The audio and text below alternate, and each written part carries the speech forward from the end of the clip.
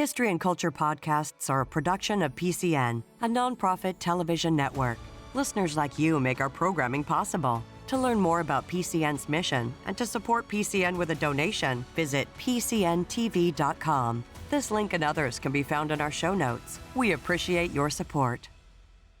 Welcome to PCN's History and Culture podcast. I'm Phil Beckman. This podcast series features interviews exploring Pennsylvania's rich history from the colonial era to industrialization, the Gettysburg Campaign to sports history, and from art to politics and more. We are joined by Brady Crytzer to talk about the American Revolution in Western Pennsylvania. He is an author and a professor of history at Robert Morris University. Brady, what would Western Pennsylvania have been like at the time of the Revolutionary War? Well, Western Pennsylvania in the time of the Revolution was really kind of the tip of the spear of westward expansion in a way. America was still very much on the eastern side of the Appalachian Mountains, but this was an area with tens of thousands of people. The communities would have been small, but Pittsburgh, for example, was kind of, the de facto capital of the entire western frontier. So it would have been close-knit communities, but somewhat isolated from the larger kind of American Revolution, redcoats and Continentals that we know. They were very much a part of it, though, in their own way. When we talk about the West during this time period, what geographical boundaries are we looking at? When I talk about the West in the 18th century, we're looking at Western PA, West Virginia, Kentucky, Illinois, and Indiana. That's essentially kind of our first West. You're not quite over the Mississippi yet. So as the revolution begins in the East, how do people in Western Pennsylvania begin to respond to that? Well, they are very active in this regard. In 1775, for example, whenever we first get word of the battles of Lexington and Concord, frontiersmen in Westmoreland County, Pennsylvania, will meet at Hannistown, and they'll list essentially a list of resolves, of grievances against Parliament, against the Crown. And this is a full year before the Declaration of Independence. So they are very much, I think, aware of what's happening in the East. They do move a little more quickly, though, compared to the longer kind of political processes of places like Philadelphia and Boston. So when we look at this area, we of course see Fort Pitt at the forks of the Ohio. But where are British forces stationed? Really, the whole battle for the West, I always like to frame it as the western headquarters of the Continental Army was Fort Pitt, of course, today modern Pittsburgh, and the western headquarters of the British was Fort Detroit in the Great Lakes. So in between that, you have what is essentially today the state of Ohio. Everything north of the Ohio River will become a brutal war zone. And the British will not be fighting with British regulars. They'll be relying on their Native American allies primarily, as well as some loyalists. What was the style of fighting here? When we think back at this time period, we think of uniformed soldiers marching in columns and fighting in columns, but what was war like on the frontier? It was a daily fight on the frontier. We don't really have battles out here, but we have raids almost every day. And raiding is a two-way street. Britain's Native American allies will raid American settlements throughout the conflict. American settlers, mostly Scots-Irish, will raid native settlements in retaliation. So it's a very quick, brutal, partisan form of warfare. Captives are taken, non-combatants, innocent people are killed. That's a regular occurrence here. Now, it's common for there to be units called Rangers out on the frontier. What was unique about them? What was their role? Rangers are much more akin to a volunteer fire department than a modern army. They defend themselves. They defend their communities. They are part of the Continental Army's command structure, but in reality, they're protecting their own. They would be fighting and defending their homesteads, whether there was a war or not. So they fight for each other. They fight for their families. And I think in a greater picture, they are fighting for American freedom. Now, when we think about this region, this Western Pennsylvania and Ohio, at that time, this would have been a heavily wooded area and without a lot of roads. And so how significant was the Ohio River and the control at the forks of the Ohio for control of this region?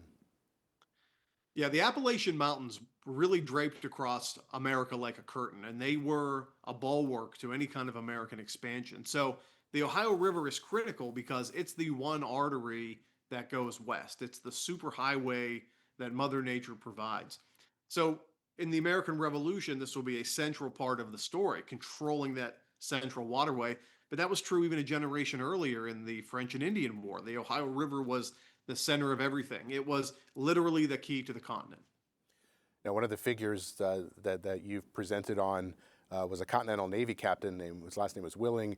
He would end up launching a very ambitious raid and operation down the Ohio and the Mississippi. What was his story?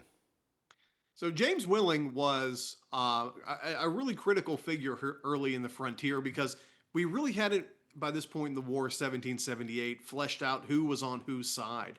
And there were colonies in America, British colonies, who had yet to join the revolutionary cause, particularly headed down the Mississippi in West Florida, which is today the Gulf Coast, Mississippi, and Alabama. So James Willing was launched out of Fort Pitt with an expedition to travel down the Ohio River, down the Mississippi River, to recruit, essentially convince British West Florida to join the Continental cause, the Patriot cause. Well, on the way down there, he spent his time raiding plantations, kidnapping enslaved peoples, stealing from the British West Floridians. Not a great way to make friends.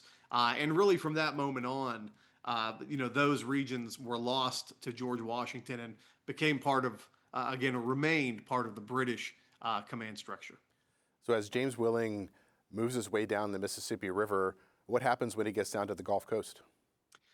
Well, by the time he gets down there, he's sort of viewed as an invader. I mean, he's attacking people who don't know he's coming, who really haven't attacked him. Again, his mission is to recruit these people, and he completely goes the other direction with it. He's ultimately going to be arrested by British forces outside of New Orleans for his efforts. Fort Pitt, how did Fort Pitt and this western region fit into George Washington's strategy? Fort Pitt was the headquarters, the western headquarters of the Continental Army. There were a number of forts across the Ohio River, across the Great Lakes, used by the Continental Army. And I always equate Fort Pitt to sort of being like the sun, and those forts being a solar system. They all took their marching orders from Fort Pitt. All of their commanders were appointed and answered to the commandant of Fort Pitt. So it really was the center of the revolutionary cause here in the West. Now, one of the commandants of Fort Pitt was Edward Hand. Who is he, and what types of operations did he initiate? Edward Hand was a surgeon who had originally settled in Lancaster County. And he was sort of a very close figure with George Washington, someone that Washington trusted implicitly. So Washington knew the West could be a pretty unruly place, and he made Edward Hand the commandant of Fort Pitt, and therefore the head of the entire western arm of the Continental Army. But Hand really had a hard time adjusting to, I think, the realities of the frontier. His men were poorly fed, undersupplied. Imagine all the terrible things we say about Valley Forge being sort of every single day. And that was very much life in Fort Pitt. But Edward Hand had the unenviable position of having to launch some kind of strike or to prepare some kind of strike toward Fort Detroit. And that really wasn't easy. He'll get word in late 1777 that the British are supplying their Native American allies near what is today Cleveland, Ohio. And one of the only real sort of campaigns that Hand will launch is planned to be a strike on that supply depot near Cleveland out of Fort Pitt. How was his force organized? How many men did he have? It's hard to say how many men he had. He had a mix of Virginians and Pennsylvanians because really until 1780, Virginia claimed what is today southwestern Pennsylvania. So he had sort of a motley assortment of men. He never had more than 300 men or 350 men. And they weren't well supplied. Most of them had been sitting around through November and December, bored as young men in a military environment would be. By the time he launches his raid in the early spring or late winter of the following year, 78, a lot of them are really out for revenge at whichever native peoples they can find, whether they be allies or not. Hand's forces would engage in what became known as the Squaw Campaign. What was that? Well, they began their march northward out of Fort Pitt to try and hit Cleveland. Now, the way they understood to go, because the rivers are reliable systems of transport, they'd move north up the Ohio River until they get to what is today Beaver, Pennsylvania, and then they'd head up the Beaver River. And the hope was from there they could hit the Shenango River, which would eventually come close to the Cuyahoga River at Cleveland. Well, they got to about what is today Newcastle, Pennsylvania, and the elements really caught up with them. Rain, snow, warm days, cold nights. Yeah, it's the end of winter.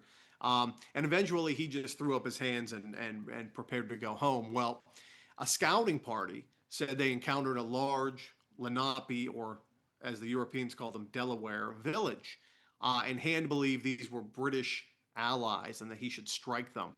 As it turned out, it was just a single Delaware family. They killed essentially non-combatants, a man, a woman. There were children there that were injured. It was a total disaster, and it became known pejoratively as the quote squaw campaign, because they launched this expedition and only really ended up attacking an innocent family. You mentioned previously that Virginia claimed this parts of southwestern Pennsylvania, what are now southwestern Pennsylvania. What were relations like between Pennsylvanians and Virginians during this time period? Yeah, I really believe if not for the Revolution, there would have been a civil war in America between Virginia and Pennsylvania. Uh, Pittsburgh was the gateway to the west, the mouth of the Ohio River, and Virginia put substantial resources in claiming this spot. The Braddock Road from 1755 led directly from Virginia to Pittsburgh, so it was an ideal passage for their people and troops to arrive. The Forbes Road led from essentially Carlisle, moving westward for the Pennsylvanians, and they set up outside of Greensburg at a place called Hannistown. And it was from these two places that they really kind of engaged in this Cold War for control of southwestern Pennsylvania. Pennsylvania forces would arrest Virginians and put them in jail. Virginians based in Pittsburgh would arrest Pennsylvanians. It was really getting to be pretty nasty. The Revolution comes along just in time to freeze out that conflict. After Edward Hand, another commander was Lachlan McIntosh. Who was he? Lachlan McIntosh really is a testament, I think, to the diversity and the ability to travel in America. He was from a pronounced Georgia family, and he was part of an old Georgia rivalry with some other members down there. He ends up in a duel with a man named Button Gwinnett, who signed the Declaration of Independence, um, and he will actually kill Gwinnett. And Gwinnett's followers, his allies, are so angry they want to see Lachlan McIntosh arrested and hanged. Well, McIntosh runs to George Washington, general of the Continental Army, and their friends. And to spare McIntosh, Washington appoints him to be the commandant of Fort Pitt. He's kind of out of the reach of the angry, vengeful Georgians at the time. So Lachlan McIntosh was a very serious commander. He was with George Washington at Valley Forge. He probably was a good fit for Fort Pitt, and I would argue probably the best pedigreed commander they'd ever had. His circumstances of getting there were, I think, one of those unusual conditions, though. Uh, how serious was Fort Detroit's forces at this time? Was there any effort made to strike at Fort Detroit? Well, Fort Detroit was a wooden stockade fort.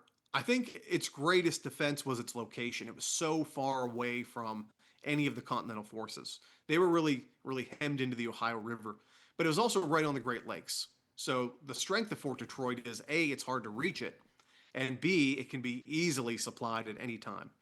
Um, McIntosh would be the one who really begins, I think, the concerted effort to strike Fort Detroit. But he's got a tall order ahead of him because he has to not only reach it, but he has to build the road that he'll march upon. So in 1778, Lachlan McIntosh begins the construction of a major roadway through western Pennsylvania from Pittsburgh into what is today the state of Ohio. And he's going to build forts along the way. That campaign, as we'll see, will stall out before it ever comes close to its destination. What was the Treaty of Fort Pitt and what was its significance? The Treaty of Fort Pitt was engineered by McIntosh. I think another feather in his cap. because he knew that if he was going to march through what is today Ohio, very dangerous territory, he needed allies along the way. And the first people he would encounter in what is today eastern Ohio were the Lenapes, the Delawares. So he brokered a treaty with the Delawares in September of 1778. That was really the first true diplomatic treaty ever made with any native peoples by the United States. But it gave a few concessions and provisions to get the Lenape on their side, the Delawares on their side. Number one, the Delawares allowed the Americans to build a fort north of the Ohio River. Today, this is Beaver, Pennsylvania. That was their land, which would really allow McIntosh and his men to move freely through the region. They also allowed him to build a road, which was essential. And for them, what they got in exchange was this big American fort chock full of supplies that they needed. So they were essentially getting a Walmart built on their land. It was a benefit for them to have the Americans there. So the Treaty of Fort Pitt kind of worked out in theory for both sides. Another fort that was built during this time period was Fort Lawrence in what is now Ohio. What was the significance of that fort? Well, when Lackland McIntosh begins to build this road, the first fort they will build is going to be Fort McIntosh, as I said, in Beaver. That's still what is today in the confines of Pennsylvania. They're going to build about another 85 to 90 miles of road into the modern state of Ohio, where they'll build their next fort, Fort Lawrence. Fort Lawrence is named after Henry Lawrence, a very prominent Southern politician. Remember, McIntosh is from Georgia, so he names it after Lawrence because he admired the man. Lawrence was never here. But that's where, and McIntosh doesn't know this, his great road to Detroit will end. Fort Lawrence is the only Revolutionary fort in Ohio today. It wasn't supposed to be. That road was supposed to go all the way to Fort Detroit. But by the time McIntosh and his men get there, Britain's native allies, led by a man named Simon Girty, he was actually born in Pennsylvania to European parents, but raised by the natives. They'll lead an attack on Fort Lawrence. They besiege Fort Lawrence. The Americans, after a hard winter, have to abandon it, and that likewise abandon their attack on Fort Detroit. Another campaign that was launched out of Fort Pitt would actually be part of a larger effort with troops leaving from Albany and New York, others coming up from central Pennsylvania, and targeting the Seneca and the Iroquois in New York, what is now New York State. Why was George Washington developing this plan during the Revolution? Well, by this point, we're in 1779. A lot of the war has moved south, the real big battles, and Washington is still in New York. And to this point, he knows that Britain's native allies have really been troublesome to the Patriot cause. They've been raiding villages, burning grain stores that his army desperately needs. And he's tried to treat with them, and it's really not working. He's tried to fight them, and they're not winning. So Washington announces this three-pronged raid into Iroquois territory. One force will come out of Pennsylvania. A second force will come out of Albany. They'll converge in New York State. And a third force will come out of Pittsburgh. And ideally, those three armies will meet in central New York. And Washington will essentially tell them to wage total war, burn every village, every town, every field you can find. He wants to eliminate Iroquois. He knows that the Iroquois people will likely run because many of their men will be out hunting, so he'll be dealing with non-combatants. He knows that their food supply being burned will really doom them to a terrible winter. And his hope is that that massive refugee crisis that follows will subsequently move into some of the nearby British forts and overwhelm them, taking them out of the war. It's a brutal and terrible campaign. It's one of Washington's most effective in terms of achieving his goals, but he really does create a human rights disaster in its wake. The commander of the force coming out of Fort Pitt was Colonel Daniel Brodhead. Now they moved north along the Allegheny River. What is the fight like for them? Brodhead was kind of the third prong of this raid, and I'd say he's often forgotten about. He will launch out of Fort Pitt with about 700 men, and they're going to move directly northward, as you said, along the Allegheny. Now, there's a number of villages, native villages along the Allegheny, but they're not really permanent villages. They kind of developed in the lead up to the French and Indian War. Broadhead and his men will march up, burning those all along the way. Now, they never really encounter any native warriors along the way because the natives are excellent intelligence gatherers and they know to get out of the way. So most of those villages along the Allegheny River Valley are abandoned. But whenever Broadhead gets to the area today of Tidioute and Tionesta, there's going to be a really narrow defile in the river and a little Allegheny River island we call Thompson Island. Broadhead and his men, this is August of 1779, are stretched out in a long, thin line, marching along the banks of the Allegheny, and they will bump into a Seneca hunting party. It's a meeting engagement. It's one of the only true battles of the American Revolution in Western Pennsylvania, or at least in northwestern Pennsylvania. Meeting engagements are sloppy affairs. Sometimes they amount to nothing.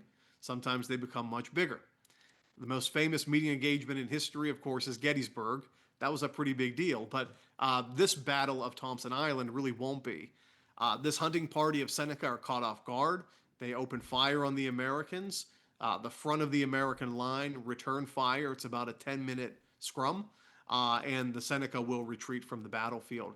But that's really the only action that Broadhead will see. And after that, they raid again near Warren, Pennsylvania, burning villages there. They move into New York State. They burn thousands and thousands of pounds of corn there, and they return south via Meadville and destroy villages there. So again, the campaign is highly effective, but they leave a massive swath of destruction in their wake. Another operation that occurred in this western region was led by David Williamson, who leads a militia force to a town settled by Moravians. Why were they going into this area and what happened? Well, by 1782, there's a very real sense for rangers and settlers out here that the government, the Continental Congress, doesn't care about them. Now, that's a political viewpoint. I mean, there's never a letter that says Congress doesn't care. They're really strapped for cash and supplies everywhere. But a year earlier, people here in Western Pennsylvania wrote a very impassioned letter begging for support, begging for supplies, manpower, lead, gunpowder, anything. And Congress really didn't respond. In 1782, the disaster they feared struck when British Allied native forces launched this massive swing of destruction of their own across western villages, all the way from Pennsylvania to Kentucky. Guys like Daniel Boone are fighting off Britain's native allies in Kentucky. Here in Western PA, we see dozens and dozens and dozens of people taken captive. We see hundreds of people killed. There is a sense amongst these Scots-Irish settlers that the Americans really don't care about us, like that we're expendable. So as a result of all that violence, they decide to take matters into their own hands, and as typically happens in that case, tragedy follows. So as this force moves out, they encounter a group of Christian Delaware who are Moravians. Why did they decide to attack their village? Well, these Scots-Irish frontiersmen had had enough. They had seen their own families destroyed, children killed, very common. They essentially set out to kill the first native peoples they could find. And they'll begin this around what is today Washington County, Pennsylvania, as you mentioned, under the command of a man named David Williamson. They'll cross into the state of Ohio and find a Moravian village called Janatahooten. And Janatahooten were Christian Delawares. They were English speakers. They were non-combatants. They were men, women, and children sitting around singing hymns. I mean, they had committed to truly a Christian lifestyle. And because this militia force was, I'm sure, angry and outraged, not that that's an excuse, they were not untrained. They knew exactly what they were doing. They found a group of Delawares and they wanted to kill them, and they did. And the Janatahooten massacre was really probably the darkest moment, if not one of the two darkest moments in the whole history of the frontier, not just the Revolution. They killed over 80 men, women, and children that were in that village, again, non-combatants. The Moravian Delawares were praying as they died. They decapitated them, dismembered them. People always like to use the word savage. war is very savage. And I think the Janadahutan massacre of 1782 really shows that. We have just a few minutes left, but I want to talk about Colonel William Crawford and how the consequences of this raid at Janadahutan impacted him. Well, William Crawford was a close ally of George Washington before the war, for sure, and someone Washington trusted. He worked for Washington. He was well respected in Western Pennsylvania. He would lead a campaign out of Pittsburgh toward the Ohioan villages at what's called Sandusky. And when he was on the way there, again, the Janadahutan massacre had happened. The native warriors were themselves angry and outraged by this. They engaged him in battle. They captured Crawford, and they tortured him to death. And I won't get into the details of that. You can read them. But it was a long evening of brutal torture, torment, and there were hundreds of native warriors there to watch William Crawford die, and they believed it was deserved. Can you give a final thought about the revolution in this part of the country? What was this legacy? Well, I think, here in the 250th, we have a lot of eyes on the revolution, and that's really exciting. But we have to make sure people can see the revolution for what it really was. And it's not always, powdered wigs and fifes and drums. I mean, that was certainly a part of it. But here in the West, you have a whole war that's typically ignored. I mean, imagine studying World War II and only talking about the European theater, ignoring the Pacific theater. It would be a sham. We wouldn't accept it. But we do that with the revolution. So I think in many ways, America's story is here in the West. After George Washington becomes president, the first war we encounter is here in the West. And it's against many of those same native warriors. That is, in a lot of ways, a continuation of the revolution out here. So the Western theater deserves attention. It was an entire theater of the war, half of the war, in fact, that people tend to skip over a lot. But they miss a lot of valuable history when they do that. We've been speaking with Brady Crytzer about the American Revolution in Western Pennsylvania. He is an author and a professor of history at Robert Morris University. Brady, thanks for joining us. Thank you, everyone. Good to be back on PCN. Listeners like you make PCN programming possible. Full episodes of PCN's history and culture content, like the interview you just heard, are available to stream with the PCN Select app. Explore other documentary programs, event coverage, and a lot more. To learn more about PCN's mission and to support PCN with a donation, visit PCNTV.com. This link and others can be found in our show notes. We appreciate your support.